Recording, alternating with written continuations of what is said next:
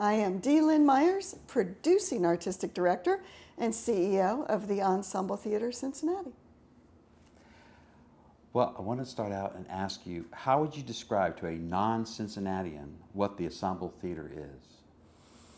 Spectacular, different, inviting, and unique. And how would you say it's different from other theaters in this area? I think it's different from other theaters, period, in a lot of ways, in that the title ensemble, the name ensemble, implies a certain sense of community interaction. It is not like 10 actors who do all the same shows. That's a resident ensemble.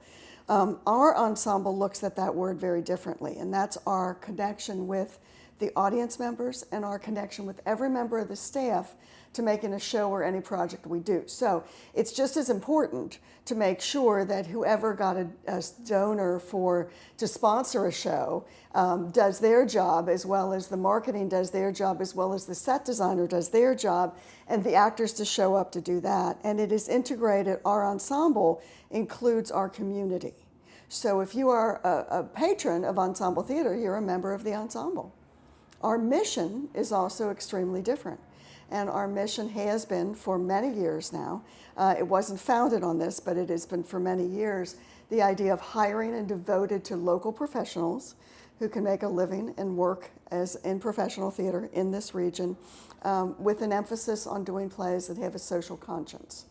And I think that's also really kind of unique, to dedicate a regional theater to its region and also to having a social conscience. Well, you answered all these other questions. What I'd like to talk to you a little bit about the beginnings of the theater, and I know you don't go back that far, but I believe it started at Memorial Hall in 1986, and I think you were working at another theater here in town at that time. Do you remember when you first heard about the Ensemble Theater? Did you make it to any of the productions that they did? Yeah, Ensemble Theater, the founding artistic director of Ensemble Theater was a man named David White. And David White had been an apprentice as he was finishing his master's at UC. He was an apprentice up at Playhouse. So I knew David. He had been like an assistant director, and he had directed some projects with the Apprentice company. So I knew David, and I knew he was interested in working with people to put together another theater here. And one of the board members that was one of the founders of the theater had also been a board member of the Playhouse. So that was Ruth Dennis Sawyer, who I loved and admired all those years. So it was all really cool, you know, when they were getting ready to start it. And then I left town.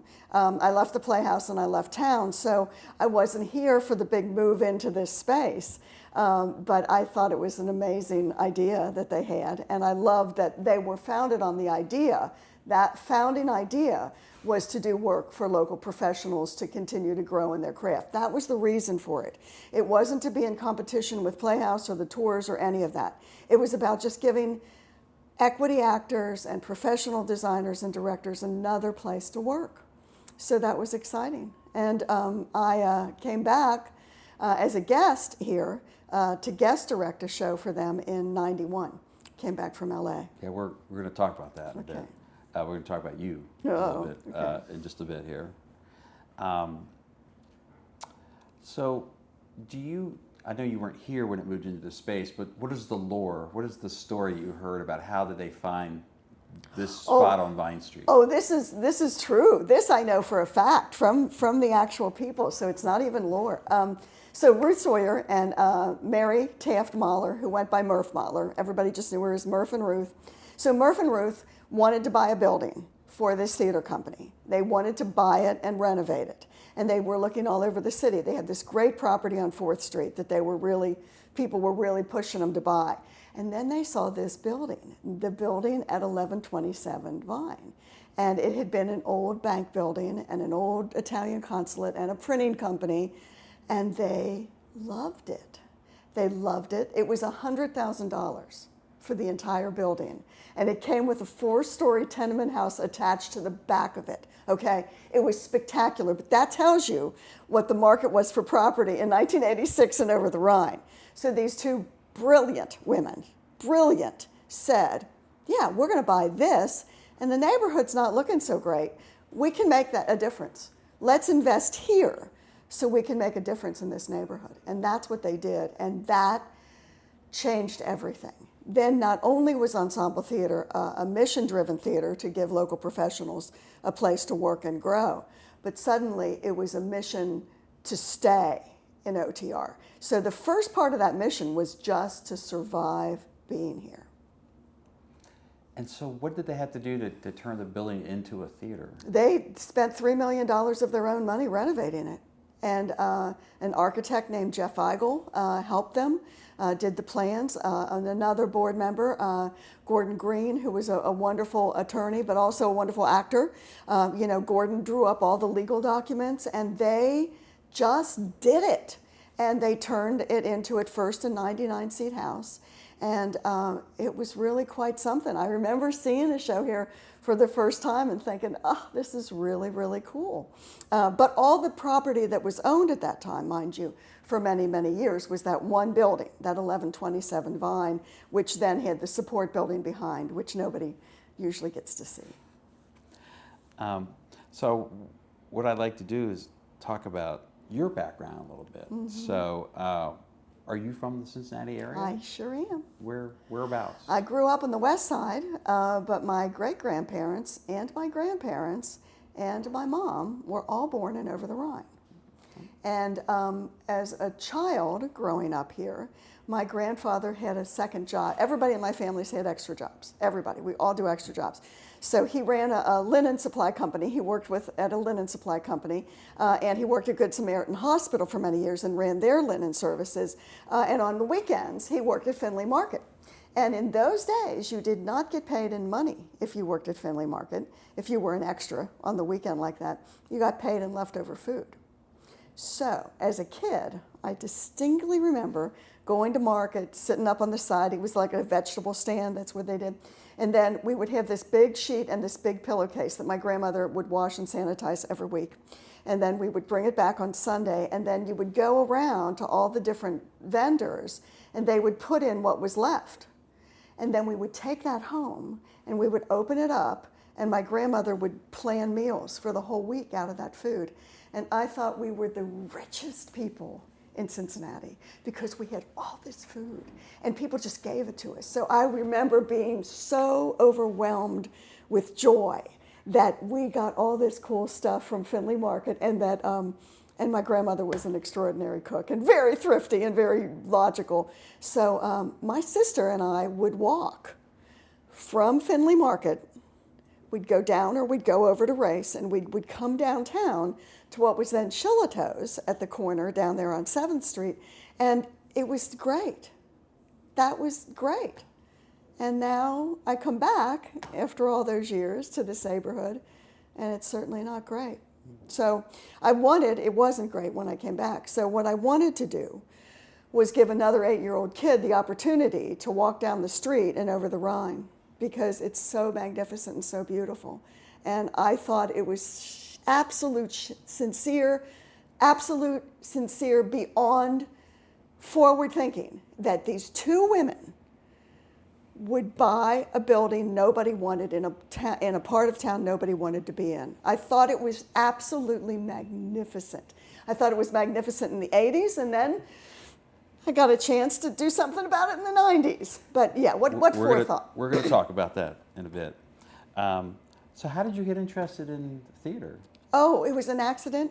My dad was a police officer, and we didn't get along very well. But what I was really interested in was the law and what was just and what was right.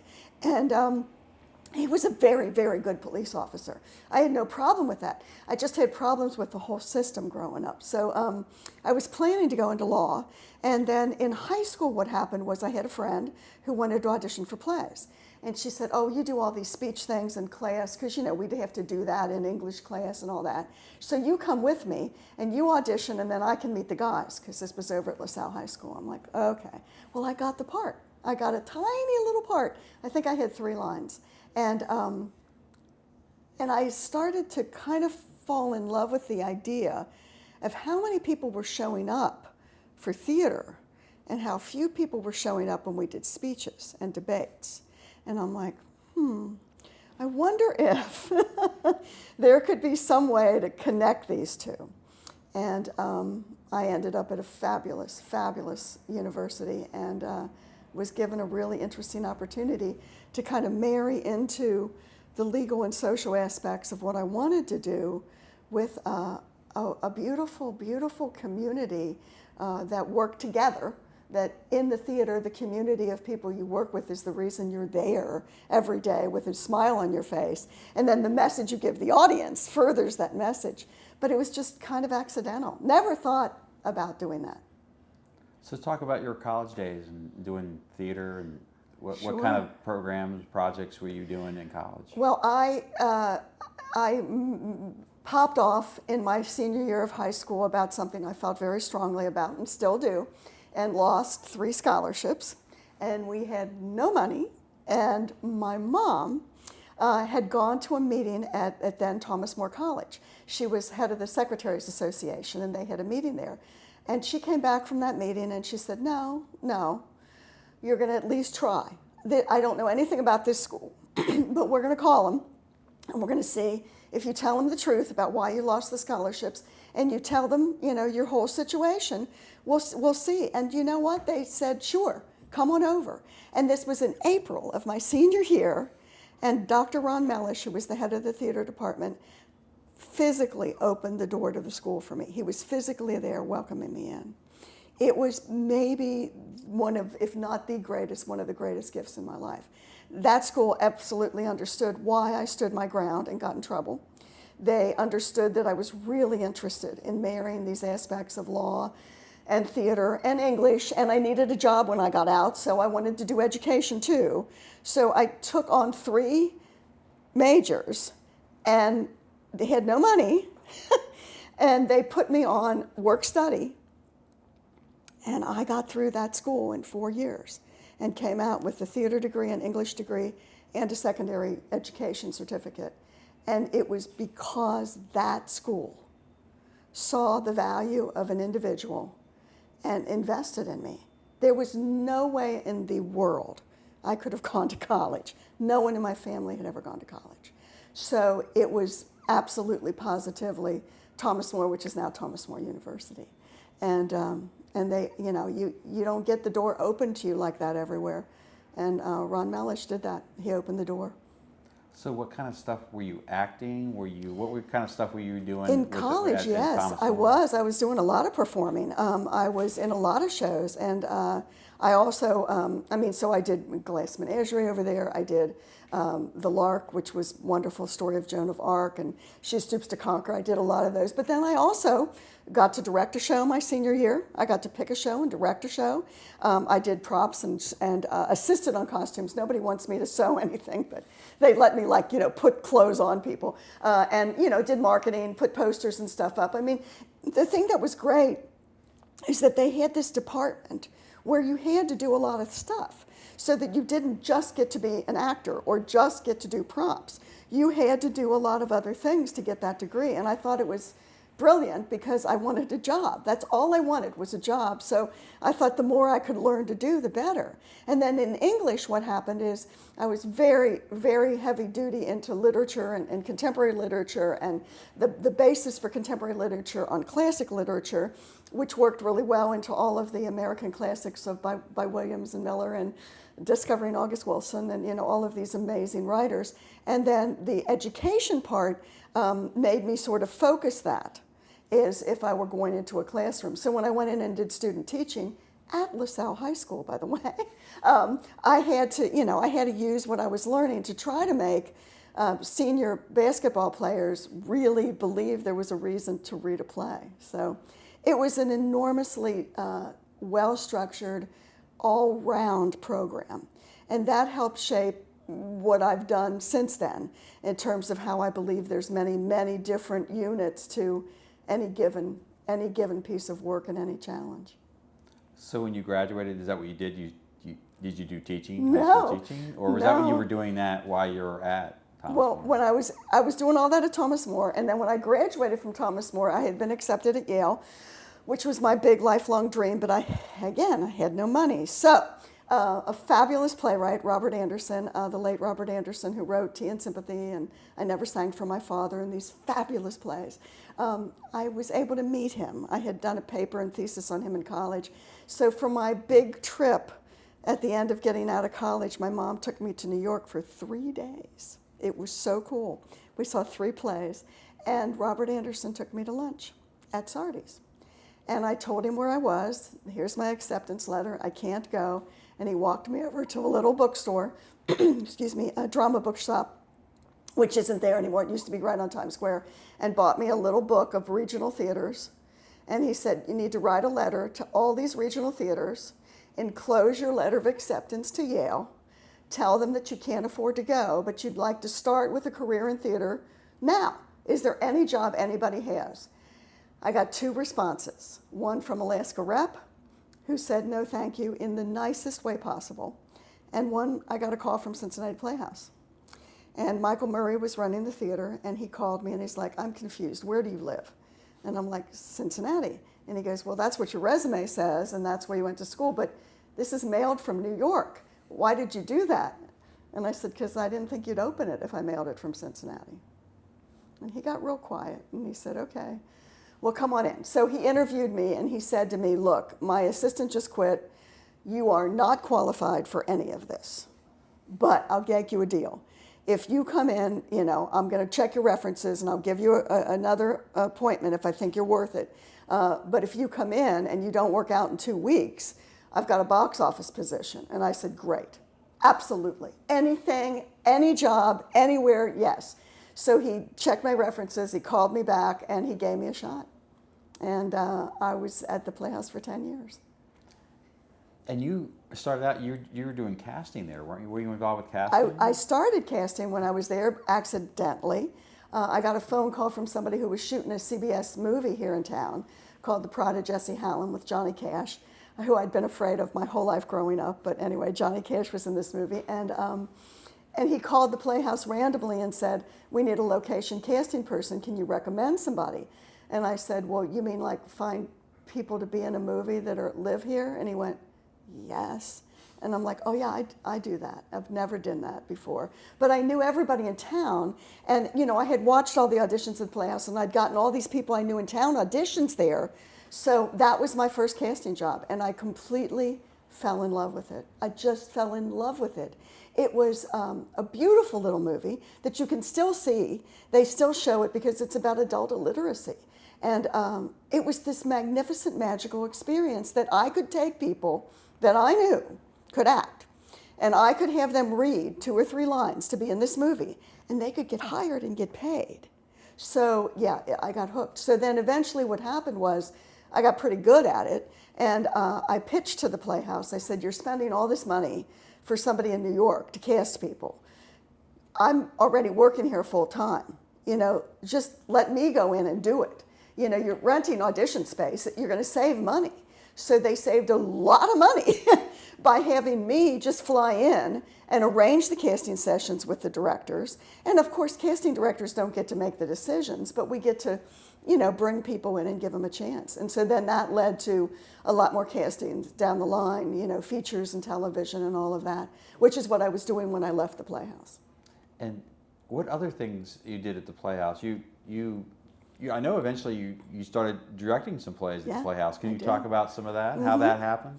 Sure. I became the associate director of the Playhouse, which was really awesome to go from assistant to producing director, artistic director, to associate to the associate artistic director. And that grew over a period of time.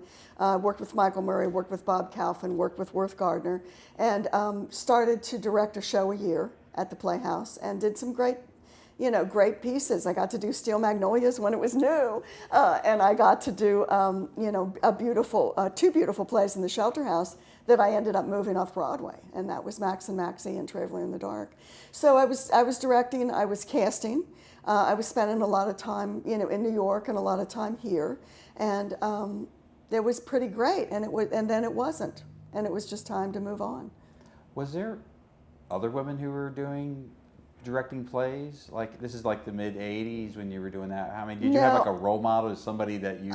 There were some. Yeah, he was hiring under Michael Murray. He was hiring a marvelous director named Emily Mann, and I got to watch their work. It was still a very male-dominated field.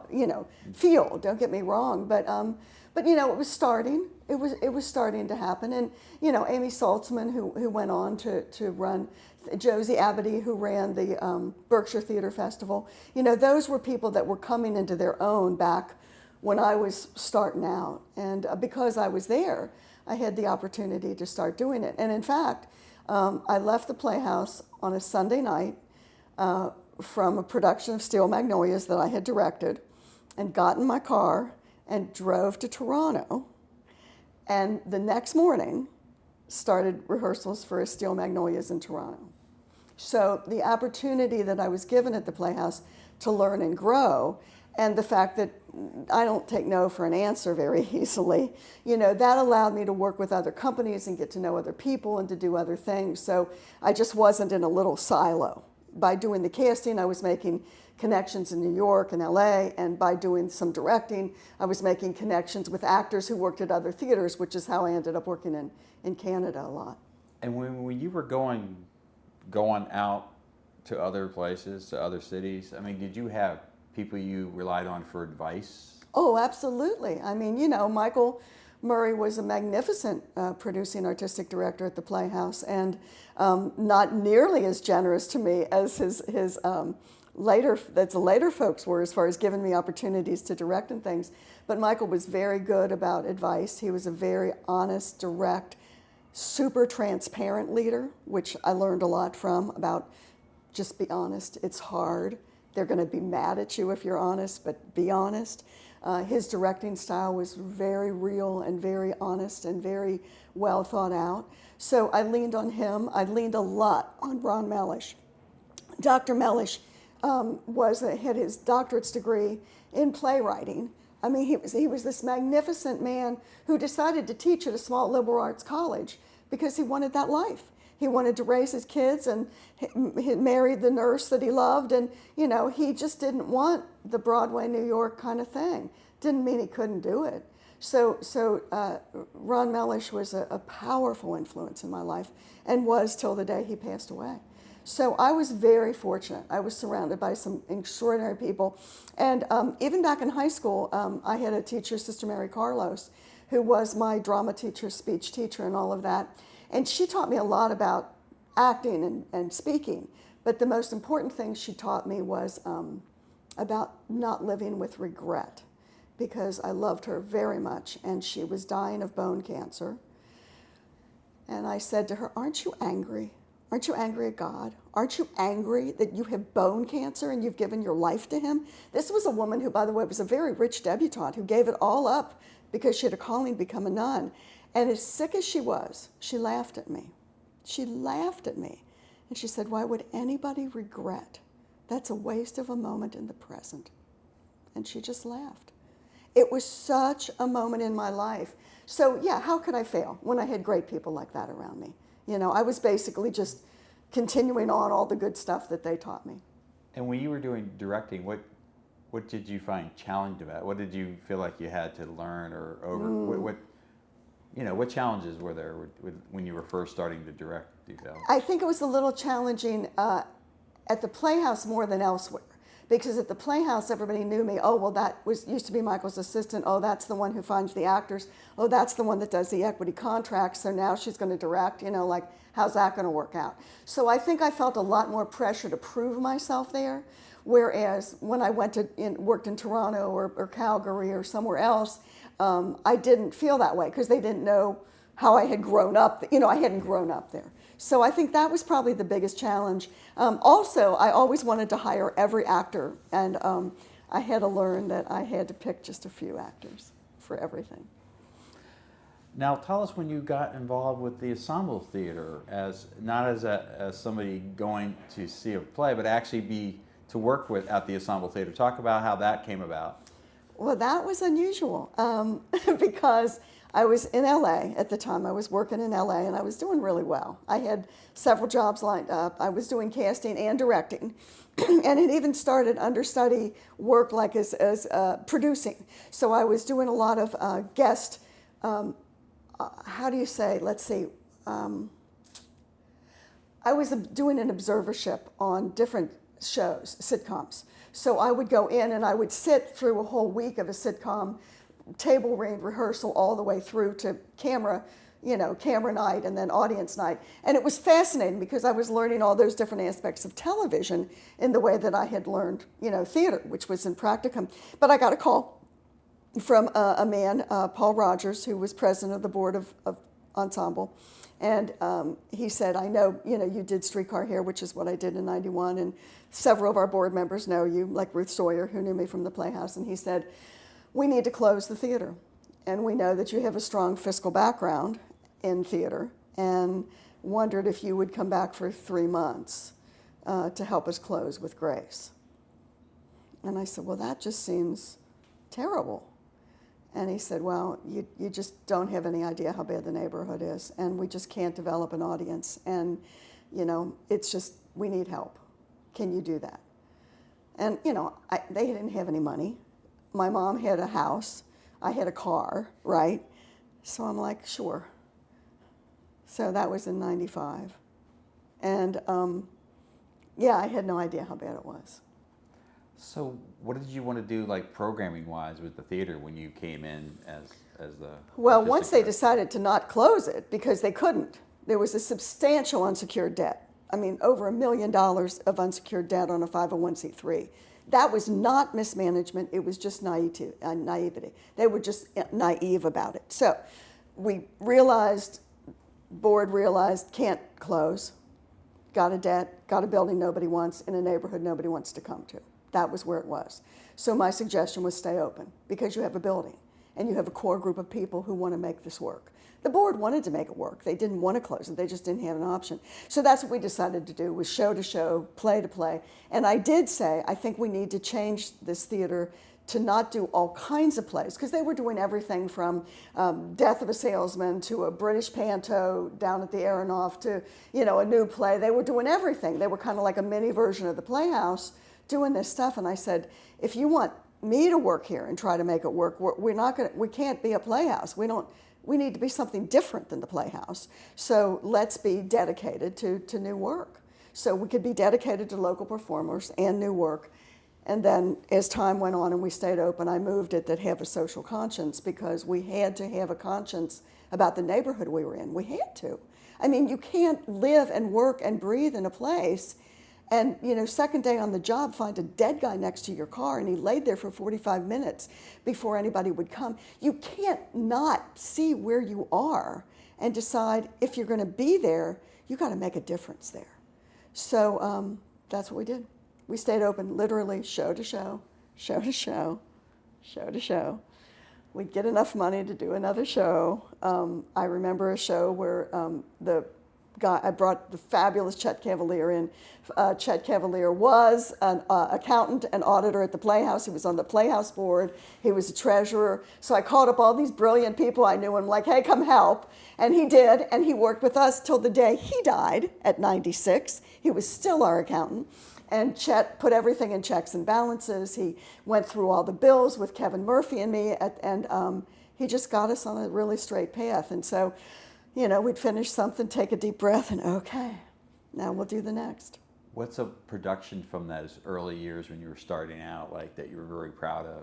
Sure. The biggest thing that happened in '99, we were getting our feet under us, just getting our feet under us. And I fell in love with a play called Sideman that I had read. I hadn't seen it. And I just read it and fell in love with it. And I don't even know how to this day that I got it. I don't know why it was here in the building, because everything had been thrown away. But I started calling the agent, and I kept calling and calling. I couldn't get anywhere. And I was talking to Rick Pender, and he said, if there's one show you want to do next year, what would you want to do? And I'm like, I want to do this play called Sideman. And at this point, it hadn't opened on Broadway. It was having a run off town. He goes, well, I know the playwright. He gave me the playwright's phone number. I called him and I said, you don't know me, you've never heard of me, I run a theater in Cincinnati and I need your show. And I want you to call me back. And he did. And I said, so Warren Light, I need that show. If I can do that show, it'll set us on a completely different path. And gave me the show rights, first in the country. And in the meantime, that show went to Broadway and won the Tony that year and was nominated for a Pulitzer. So essentially what happened is I picked a winner that we didn't know was going to be a winner. It became a big winner, but that playwright took a shot and he gave it, and no one thought he should do it. His agent, everybody thought he was insane. But he came out and he saw it and he really liked it, and that led to 2 more productions by him. It led to Glimmer, Glimmer, Shine, which was a world premiere, and then a play that we commissioned from him called James and Annie, which is a beautiful play set at the end of World War II. So that, you can imagine then, boom, Ensemble's getting these plays, I mean, like 3 Tall Women, regional premiere. They're getting regional premieres. This little theater on Fine Street is getting this stuff. So then the spotlight sort of moved on to us, and that was all before 2001 happened. Well, that's my next question. The next challenge is you had in 2001, the riots had happened here in the neighborhood. Can you talk a little about 2001 here? Yeah, it was bad in every which way. When I got here, they're like, well, it can't get worse, right? And then it got worse because in 2001, they used the theater as the backdrop for the CNN coverage of the unrest. Now, I can sit here today, all these years later, and tell you that unrest was justified. And I can sit here and tell you that not a single window pane was broken on this building. Nothing was marked, nothing was burned, nothing was destroyed. I can also tell you that they quadrant everybody off at Central Parkway. So when they talked about people in Over-the-Rhine burning and pillaging their own, that was a lie. Because number one, there weren't that many people living here. And if they were, they certainly weren't destroying their property. And there was nowhere else to go. The rage had to cook, and it had to cook here. It couldn't cook down at City Hall or at the Justice Center. It had to cook right here, because we're the first block over Central Parkway. So it was hard. It was hard. Timothy Thomas was killed, 2 blocks from here. And it was such a series of killings of unarmed black men. And I do know this, having been raised in a house with a police officer who, again, I didn't agree with. I do believe the police go out of their way to not have to shoot people. I really do believe that. I don't believe officers were out trying to do target practice, but nonetheless, we had 13 dead men. And something had to change, and unfortunately, it was changing right in front of our building. My longtime suffering boyfriend, who was in LA still at the time, when people saw that on the news, they're like, is that where Lynn, and he's like, yes, that's where Lynn decided to go. Instead of live in LA with me, yes, that's the place. So not all press is good press. But, and then when we opened the show later that April, we had more people on stage than in the audience. So that's when we decided we had to do something drastic, because we were done. So I did this play called Hedwig and the Angry Inch that late Lois and current Dick Rosenthal sponsored for me. They gave me a shot. They gave me $20,000. And I did this outrageous rock show about a botched sex change operation. And got every cool musician from indie bands in town to be in it. And the phenomenal John Curley came in, Afghan Wigs fame, came in, mixed it, put that together, and it was the hottest band you ever want to hear. And cast 6'7" Todd Allman, who was a CCM grad that I knew and had worked with before. And I said, we're going to do this, and it's going to kill us or save us. And it saved us. We closed that production with $1,000 to the good. And we stayed open. Only theater in the world saved by Hedwig and the Angry Inch. And then we did it again. We did it again a couple years later to celebrate that we were still open. And then when we reopened the building in 2017, in the spring of 2018, that same season, we closed with that show. It was the only show that was part of the subscription series. And I did that because it earned it. It saved the organization, that company. I had the same people. I had Todd Allman and Abeth Harris. I had these people, most of the same band. Billy Altizer was there. I mean, we had this fabulous, and they came back, and they put it back together, and it was better than ever, and sold that out. So yeah, it was a very bold move. People mostly thought I had lost it, because they're like, you're going to do, even James Cameron Mitchell, who wrote it, said, you're going to do that in Cincinnati, Ohio. Have you seen my show? Have you read my show? Yes. Yes, sir, I have. I have indeed. And that's what we did. And that's what we did. And musicians are fearless. Musicians are the most open-minded people I have ever met in my life. And they weren't afraid to come to OTR in the summer of '01. They were going to come see people from Culture Queer and Ask Ponies play. They were going to come no matter what, and they did. And everybody else followed them in the door. So after that, what other kind of productions did you do throughout that decade? Well, then we kept going. You know, we did the new play. We did Warren Light's new play right after that. We did some other world and regional premieres. We started commissioning our own holiday shows to be written for and by two brilliant composers and playwrights here in Cincinnati, David Kaiser and Joe McDonough. We started moving those shows. Other theaters picked those shows up. We started getting kind of hot because here we had, we were the first regional production of this, that, and the other. I Am My Own Wife, for example, first regional production of that while it was still running on Broadway, and Todd Allman was in it.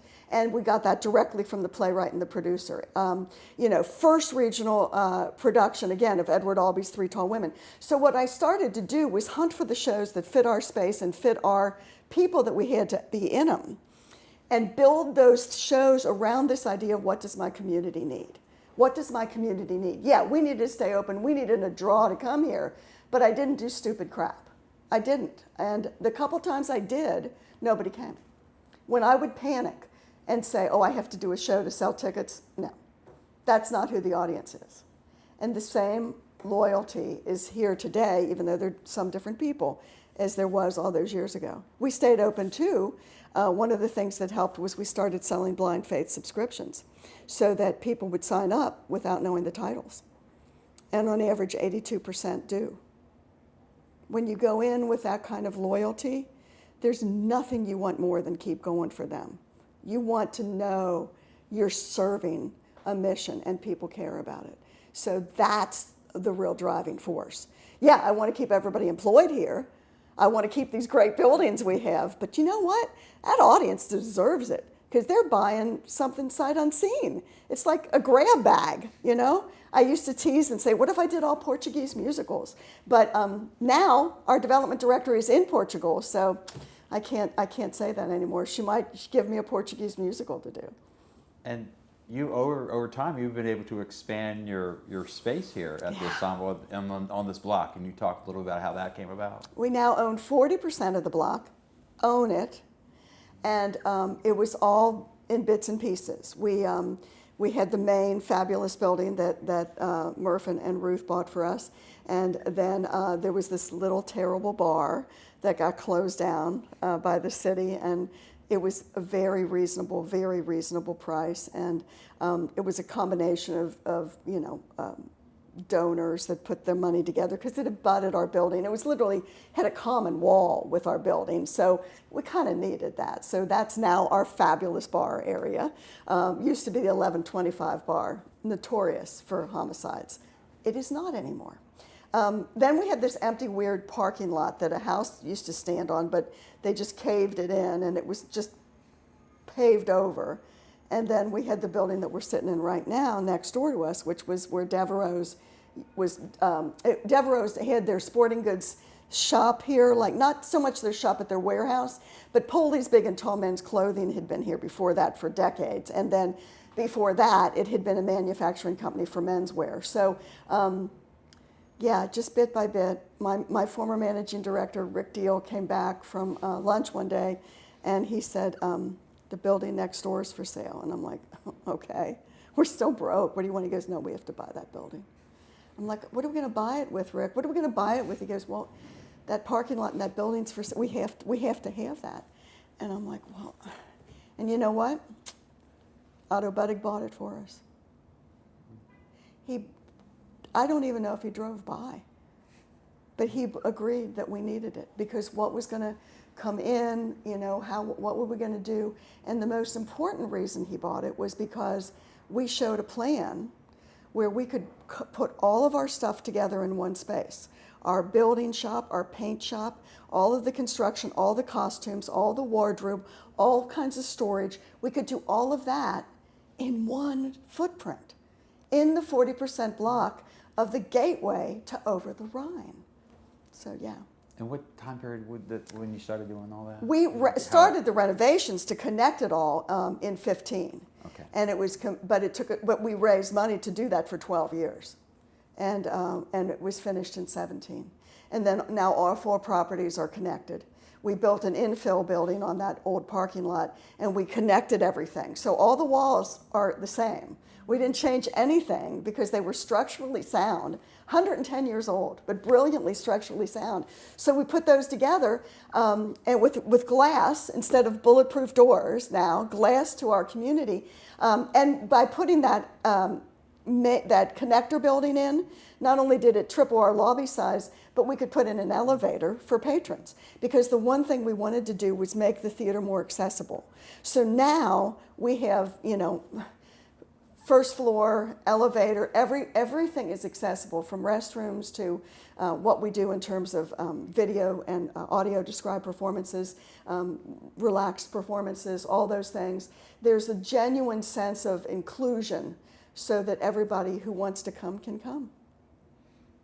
And so, can you talk a little bit about like the people that makes this place operate? Like how many? What's your staff levels, and walk us through a little bit about how the operation works. We have 22 staff members, and that's more than the 6 that were here when I got here. So as our attendance went up, our staffing got to go up too, and they are the greatest people on the planet. And I don't care who wants to argue with me. I'll argue with them all day long. I have a resident scenic lighting designer, came out of UC, was working around the country, came back to Cincinnati, had family here, heard I had an ugly set on my stage, and offered to come in and fix it if I'd give him a shot to design. And the first design he did for us won the City Beat Awards. It was magnificent, and he has been here since.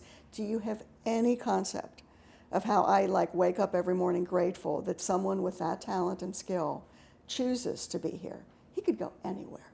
This man is extraordinary, Brian C. Maring. I have a woman here, an amazing woman, who is our design associate, head of our intern company, Apprentice company, along with Tori Wiggins, and properties curator, and that's Shannon Ray Lutz. Shannon was here before me. Shannon started here as an apprentice out of grad school at CCM. She's a fabulous actress, fabulous, but decided she wanted to move into this other world. And I get to work with her every day. I mean, it is just the most magnificent blessing. These, again, because I've worked a lot of places and I've seen the level of professionalism, I am pretty demanding. And I can never be disappointed with the people that are here. I mean, Brian and Shannon come to mind. Officer Nick Lagon has been here for over 20 years. And when everybody ran away, he stayed. I couldn't get private police. I couldn't get Cincinnati police. I couldn't get anybody except Nick Lagon. And he's been at that front door ever since. He's been at that front door when there were bullet holes in it. That's how long he's been here. Amy Weinstock, who's in our box office manager, she deals with people. During the pandemic, she could have been a counselor. Subscribers would call her and she'd be on the phone for an hour. And they would talk about their lives and talk about what they were doing and not doing. Because you're not going to get a machine here. You're always going to get a person if you want to talk about it. And that makes an enormous difference. My CFO, Mike Zimmer, was the treasurer of my board. And when my managing director, Rick Deal, gave me 5 years notice that he was going to retire. I mean, the guy was magnificent. But when Mike Zimmer was working for a different company, not a theater company, mind you, totally different company, and he was the treasurer of the board, I said to him, would you like to quit your other job and come work at ETC? And again, he thought I was crazy, but the truth was he did it. It took me a couple years, but he did it, And he's here now. And so I have somebody with his incredible business background, having been an auditor and all of these things, CPA, every initial you want after it's somebody's name, who fell in love with the idea of this theater and quit his other job to come here. And every day is like, okay, this is what we've got left in the bank, Lynn. Oh, okay, you sure that many people need to be in a play? So he knew us inside out. Financially, had worked with Chet Cavalier. So what better opportunity than to bring somebody in like this? It's a magnificent staff. I have a very, I think this is, I'm not sure that any of this is wood, but I have a very strong loyalty in our staff, and I have a very strong, fresh part of our staff. And it's about 50-50. About 50% of our staff have been here at least over 10 years, and I'd say about 50% of our staff is here within the last couple years. And that makes for a really healthy relationship. It's not a bunch of people going, we used to do this way in the old days. It's really not that. It's really more about, okay, well that didn't work or that did work, and what do you have an idea? I mean, our education department, started with a glimmer of an idea to have to work with children with autism, and now it's the core central focus of who we are and what we do. And we won the Governor's Award in Ohio in 2019 out of the entire state of Ohio, and we're a theater on Vine Street. But the difference we're making in kids' lives isn't about quantity. If I can have a call, which I've had from a kid's mom, to say, this is the first time my 11-year-old ever looked me in the eye, that's what Ensemble's about. Yeah, I wanted to ask about your outreach programming. Like, can you talk about that? I know you do summer camps and you do all sorts of different stuff. Can you talk about some of that? And when did that start happening here at Ensemble? Ensemble's had an education department since it started. They always were working with some kids somewhere. In the 90s, we were working with the Dawn School, which recently is no more. But man, that work was really powerful. That work was basically with kids nobody wanted to work with. And it was really important, powerful work. It actually, a play here that a kid saw ended up saving his life. So that's very, very exciting. And then we were working with elementary and high schools and middle schools.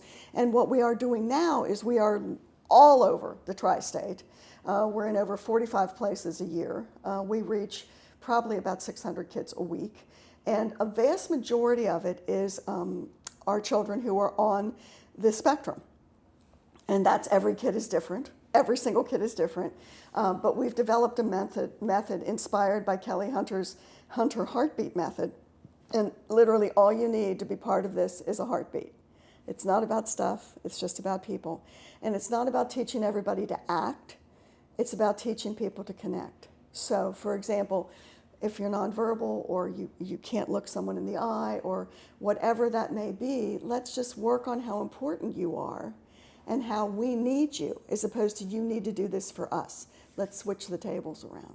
So we're really proud of it, and it takes a lot of money to support it, but it's good. And we don't charge schools. We're going into schools that are way under-resourced, and that also allows us to bring them here. So our relaxed performances were developed with kids who we work with in school, but maybe their mom and dad and brother and sister want to come see a show. So let's make it a little relaxed so the family can enjoy it. Again, it's breaking down boundaries. It's breaking down barriers and those boundaries that people mark and say, oh, well, that's not a theater person. They're never going to come to theater. That's ridiculous. I had a man who wrote me that his son was 20. He's still in school, so we were working with him. And he said that was the first permission slip he had ever signed for his son to be invited anywhere. That's got to stop. And he came and he had a blast. I got to meet him. He's been back since. It's been about just seeing things that other people avoid and making it a deliberate that we run to it, right? So other people are like, oh, I don't want to get involved there. And we're like, we got to do that. When did you start doing the camp, like the summer camp? The camp. That started that started before pandemic. So I think we started that in 18, maybe. And it's been great ever since. We do, and this year we're doing our first sensory camp. So we have children who have special needs that can be part of that camp. We have a junior camp and a senior camp, so it's, like grade schoolers and middle schoolers. And we have a tech camp, which is my favorite because I learned how to tie knots by watching tech camp one day. But it's about, not everybody wants to be a musical theater star. So where do you go if you don't want to be a musical theater star? What if you want to be on a TV show? What if you want to make a film? What if you want to learn how to build the set?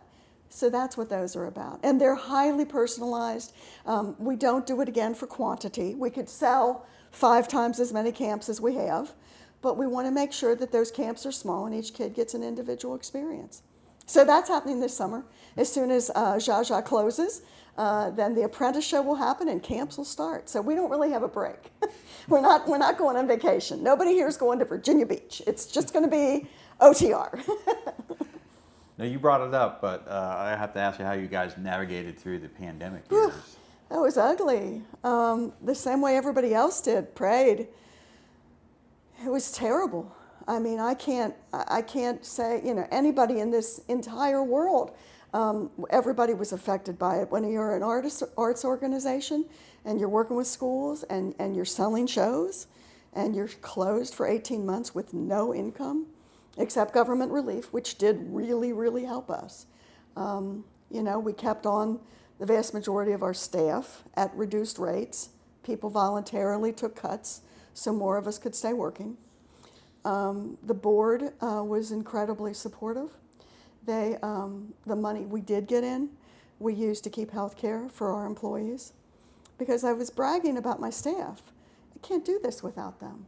How was I going to let people that give themselves to this organization, how was I going to let them without insurance during a pandemic?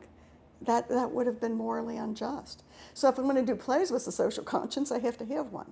And the board respected that and put it together. They even did this wonderful pantry for our apprentices.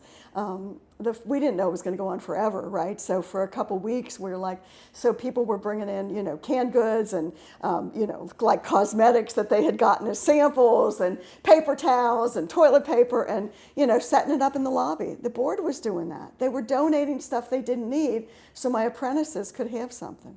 And they were given gift cards for Kroger and stuff. It was pretty great. What did you open up with when you? We opened up with Pipeline.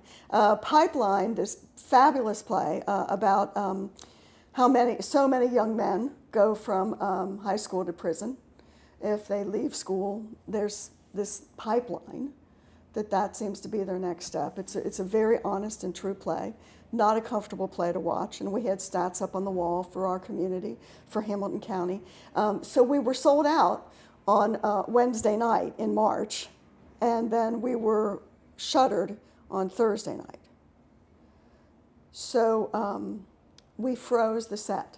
We basically just covered everything up, left everything in place, props, everything. We just covered it all up. And then 18 months later, we were able to reopen. And we reopened with that show, which a lot of people suggested we shouldn't do because it's kind of heavy. I mean, people don't really want to hear about that. Well, okay, you know what? The last 18 months were really heavy. So I think that, I think it's okay to mention the fact that, no, people couldn't go to school, they couldn't do all of this, but I doubt this problem's gone. So how about we open with who we were when we closed so people know we haven't changed into, and nothing against Guys and Dolls Theater, or Happy Theater, nothing against it. We do some really happy plays, but, I wasn't going to sell out to stay open because that would eventually close us.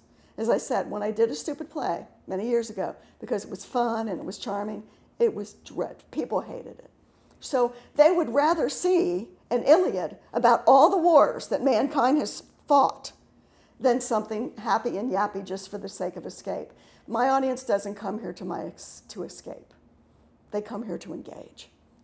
Now, I know you're going to have a new season, your announcement's going to be soon, but how far in advance, how much planning does it take? Are you already planning for next year's season? Oh, I don't ever give stop. Give us an idea of how that. It's absurd because I don't get to stop planning. It's frustrating because I'm always thinking about what's next? You don't get to stop. I mean, if you could see all around this office, I mean, there's piles of scripts because you have to constantly stay in touch with what people care about, and that changes.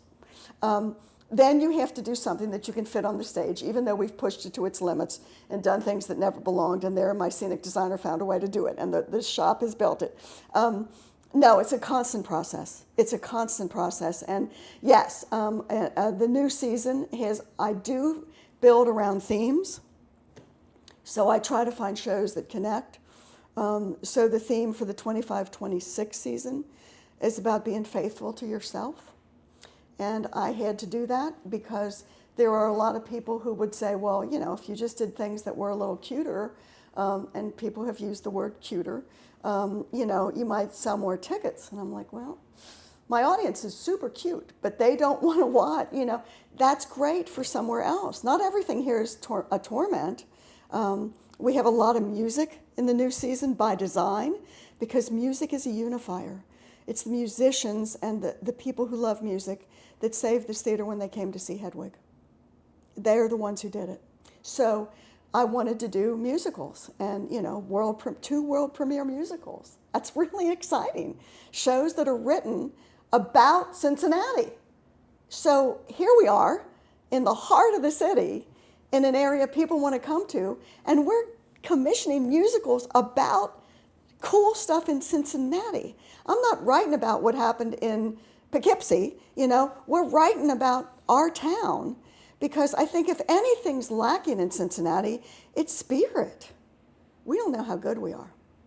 And I think too many people, unless you're a boomeranger like me, which, you know, there's a lot of boomerangers in Cincinnati, and I'm thrilled because we've gone out, we've seen what's there, and we've recognized what we have. Now, yeah, anger kept me here, to be honest. The fact that these people invented their time and their money and their love in a place, and because the neighborhood was not good, the dream had to stop. The point was, let's do the dream so the neighborhood's better, and that's what we did. We stuck through it. And now, yeah, we're a heck of an anchor. But we still got to stick through it. And it's not going to be easy in the coming seasons to sell tickets. And we're super affordable. But it's also, people need to know, it's like Ensemble Theater is definitely your home team. You cheer for the Bengals and the Reds and the FC and all that's really cool, but we're the hometown theater. We're born and raised here. Well, I was going to ask, I mean, you've been part of the theater scene here in this area for many decades. My career, yeah. I mean, how have you seen that change since the 70s? Oh my gosh. I mean, you know, since the you know, late 70s when it was basically touring shows before the Aronoff, right? I mean, even touring shows and the Playhouse and community theater. We had a lot of great community theater here, still do. But, you know, now you've got 3 professional houses, you know, very close together with Playhouse and Cincinnati Shakes and ETC. And I'm really proud that ETC stayed here because you've got the No Theater across the street. You have Children's Theater moving in up the street. You have Shakespeare's new theater that they built. Yeah, this is Theater Row now. And I think a lot of that had to do with us standing our ground. Why else would you come and build in a place if you really believe no one would come to it? We proved for a good, you know, 20 years that this could work. So now others have come, and that makes for a gorgeous community. Our actors get to work a lot of other places. You know, the No takes things farther to the left than we do, even though they're to my right, and Shakes is doing classics, but they're doing them with a contemporary uplifting twist, and actors can work over there. They can go up on the hill sometimes and get a job at Playhouse, which is great. You know, you've got this community now where people can truly work. Also, the film industry, we're a big part of that. Ensemble's a huge part of that. I was going to bring that up. You're involved with a lot of casting in a lot of these movies that are happening for, you know, a long time now in Cincinnati. Can you talk a little bit about that? Yeah, can you imagine anybody on the planet that is more fortunate than me? Honestly. I mean, I wake up every day and I am grateful, even on really bad days, because I was casting. I fell in love with casting. I love it. I love getting people jobs. In my family, as I said, everybody worked more than one job. Having a job was your credibility. Having your job was your core, right? So when I have these great actors here and these terrific painters and these wonderful technicians in town, and all they want is a shot, and a film comes in, and I can get them a shot, I don't care if it's for a day. Do you know what that's like? Because once you're on film, you're immortal. And that's what I tell everybody. You don't want to be an extra. You don't want to be in background. You're silly. Because once you're on that tape, once you're on that piece of film, you're there forever. So somebody who was in Gone with the Wind is still living in that movie. It's amazing to me. And I think It's a Wonderful Life is maybe one of the greatest movies ever made. And I watch it all the time, not just at Christmas. I'm like, all of those people are still living and telling their story because of it. So yes, Film Cincinnati is phenomenal. Kristen Schlottman has built that into a magnificent magnet for people all over the world to come here and film. And since I'm back at ETC, as a casting society member, as a casting director, I have cast over 50 feature films in Cincinnati. And that's given thousands upon thousands and thousands of people work. So it's not just Kate Blanchett walking up Vine Street to get next door at Taste of Belgium. So Kate Blanchett would walk up town to go to Taste of Belgium because she really liked their waffles, all right? And her kids would visit and they would come up. So it's not just Kate Blanchett, Academy Award nominated, right? Here, it's the other 150 people that might be in that film and the 200 people that might be extras and the careers that's moved. My first film that I ever cast, big film, first film, was The Shawshank Redemption. So I started at the top. I started with it was still my favorite film. How'd you get that gig? I got that gig because I was in LA, and Deb Aquila knew that I had cast for Cincinnati Playhouse. And I guess because, credits are out there, cast in Cincinnati. So, or she might have called CBS, who I did that little film for all those years ago. Anyway, she called me and she's like, "Are you still in Cincinnati?" I'm like, "No, I'm in LA." And she goes, "Oh, I've got this movie that's going to shoot in Ohio. Are you interested in talking about doing location casting?" I'm like, "Oh my God, yeah." So I drove over to her office and picked up the script and sat in my car because I was so excited to be on the Paramount lot. I didn't want to leave. So I sat in my car and read the script. And I was sobbing and sobbing. So I go back to her office and she's like, "What?" And I'm like, "Please, I'll do this movie for free. Please, I'll do this movie for free. This is the greatest thing I've ever read in my life, please." And she goes, "Okay, first of all, never say you'll do it for free again." And okay. So lucky for me, they didn't quite realize that Mansfield and Cincinnati were as far apart as they are, but we shot in Mansfield. So it was easy because all those actors I knew from Cincinnati and Columbus and, the region is still the region, right? So Mansfield wasn't like, me having to do something in Edmonton, Canada, which I did at one time, but, it was still Ohio based. And it was a fabulous experience. And who's your team that works on when you get casting for Here? movies? You have a team? Oh, yeah, because I run this theater, so Right. I got to be here full time. But no, I have this amazing woman. In fact, she's downstairs, which you probably won't want to say in this tape, but Becca Shaw is my astonishing full-time associate. She is brilliant. Not only is she a magnificent casting director, but she's also an editor and a filmmaker herself, and she is just magnificent. And I see her love of actors is the same as my love of actors, and her desire to give people work is like mine. So, it's when you cast a film, you don't get paid by how many people they hire, okay? You get one flat rate, whether you're finding 15 people or whoever, but every time we get somebody cast, it's like a win, right? We don't get paid, we're not an agent, but it is like the two of us, it is like Christmas morning when we can call a local actor and say, "You've got it." It's so exciting to be able to do that. And she's amazing. She is. And then I've had wonderful people who have been apprentices here over the years, marvelous apprentices. 40% of them, by the way, over the 40 years have moved to stay in this region, which is an economic challenge that we were meeting before anybody talked about keeping young professionals here.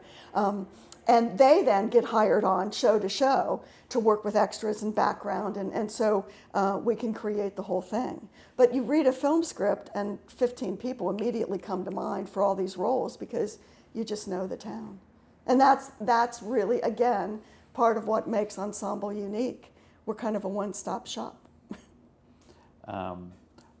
So we're getting near the end here, Mm-hmm. and so I want to talk about.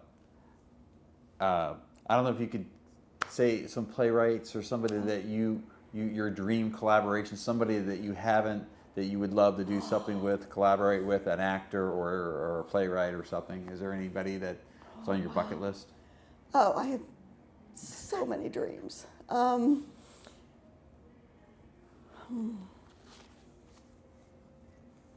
I would really love to, wow, I gotta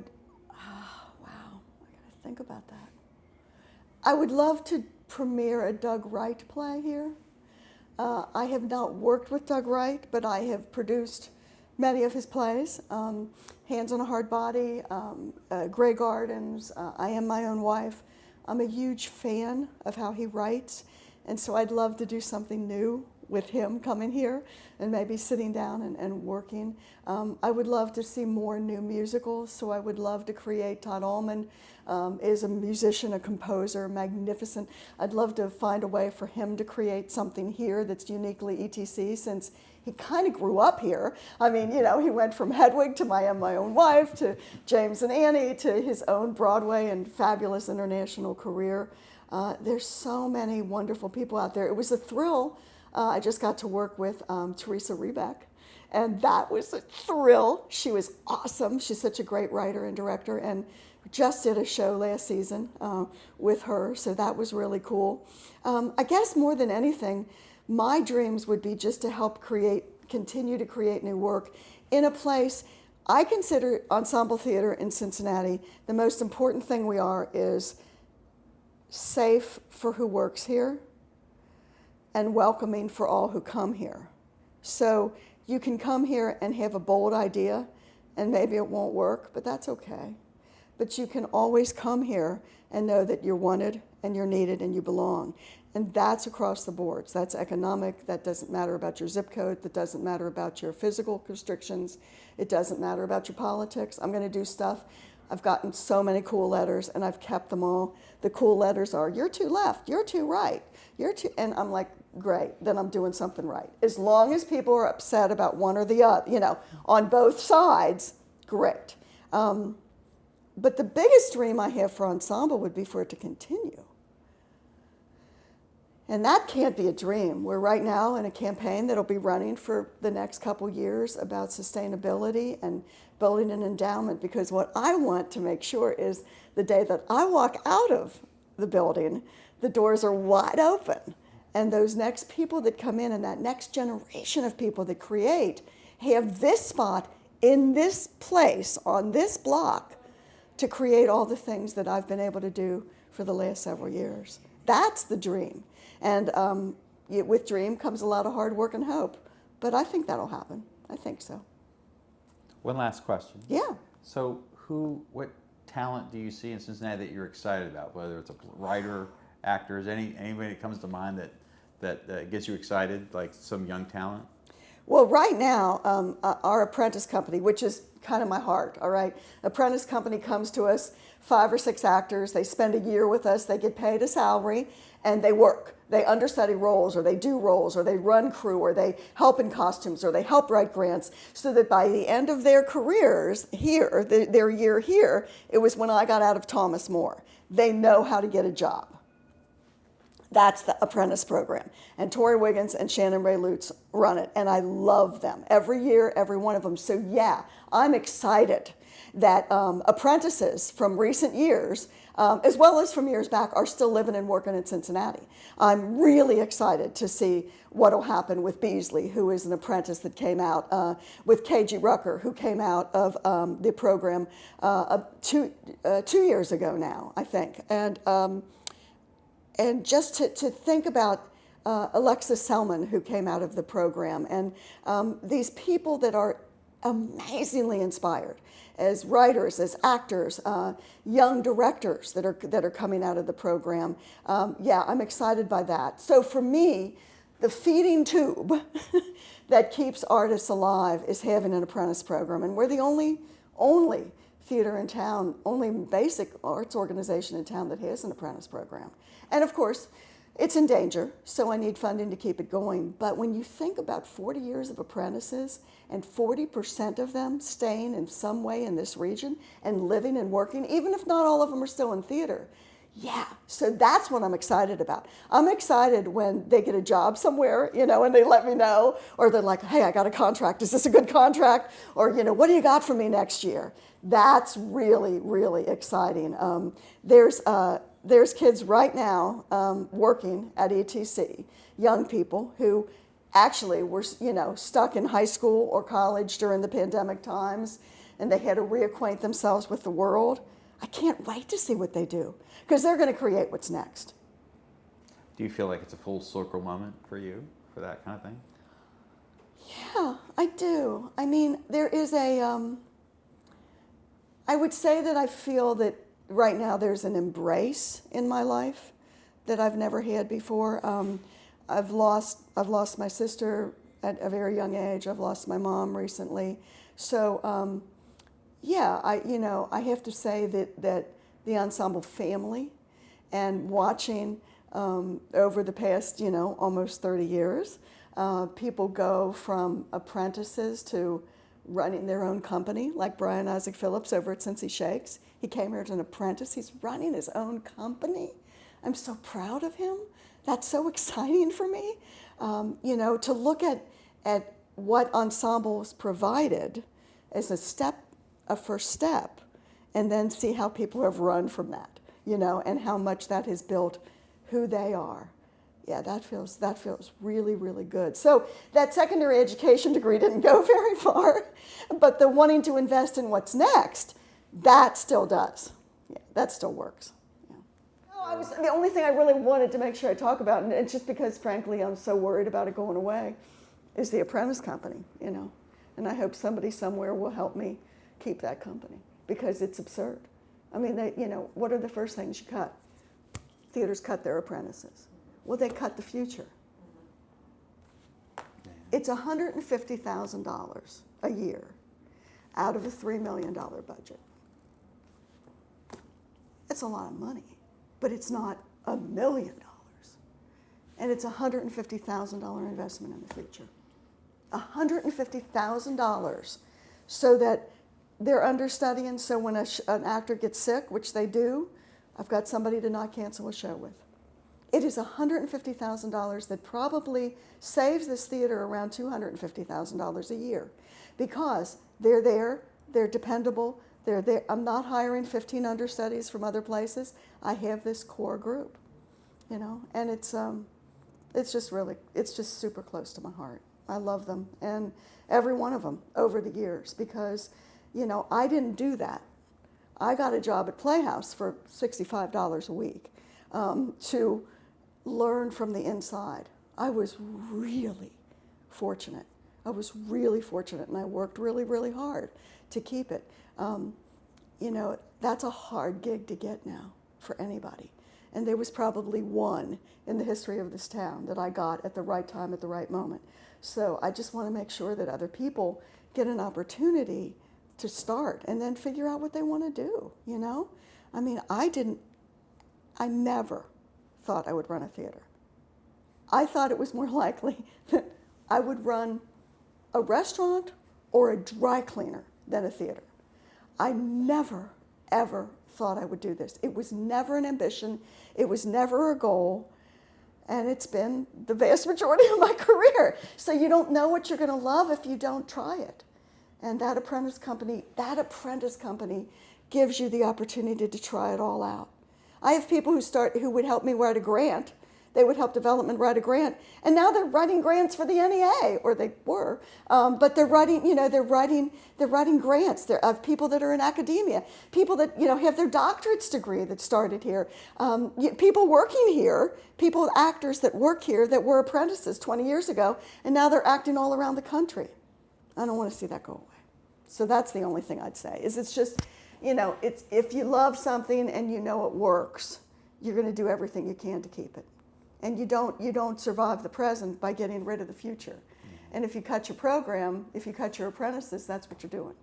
And nobody can just be here and now. You always got to look at what's next, right? So, yeah, that's all. I see that we call you Lynn, but in print I see D. Oh. Lynn. So what's the D stand for? And is there a story Yeah, about why there you're is. D. Lynn? It's a quick story. So the D stands for Deborah. And I was christened Deborah Lynn. And my mom intended me to be called Deborah Lynn, like Mary Ann or Peggy Sue, right? And I was named by my grandfather, who way before they knew, before you were born, what kind of sex it was going to be. My grandfather, my mom almost miscarried with me, and my grandfather found a picture of a kid, baby girl, that had been in the Enquirer, and she pinned it up on the wall, and that kid's name was Deborah. And he said, look, concentrate on that. That's I want a granddaughter just like that. I want a granddaughter, and I want her to be named Deborah Lynn. And Mom goes, where'd you? And he goes, that's what I want her to be named. And Mom goes, well, I really like that. And my dad's like, well, I like that too. So, okay, get to school. That's not a name. The nuns told me in first grade, Deborah Lynn wasn't a name. It wasn't a saint's name, which I later found out it is. But they said, it's not a saint's name, and there's a lot of people in the class named Debbie, so we're going to call you Lynn. So I was Lynn, but all my permanent records are Deborah Lynn, so, it'd be like, first day of school at high school, they called out Deborah Meyers. I just sat there. I didn't know who that was. So when I got to high school, I thought, you know what? I see other people having initials. So I started doing that. And people were like, what are you trying to do? I'm like, I'm trying to honor my grandfather. My name is Deborah Lynn. Nobody's going to ever call me that. But if I put the D there, then I can honor him. So then I kept it over the years, and there was another Lynn Meyers and a Debbie Meyers. It was just, there were so many Meyers in town and so many Debbies and so many Lynns that D. Lynn made it different. So that's why. All right. Yeah, it's not now we know. We got it. When I'm with somebody that is nasty to me, I go, oh, it just stands for delightful,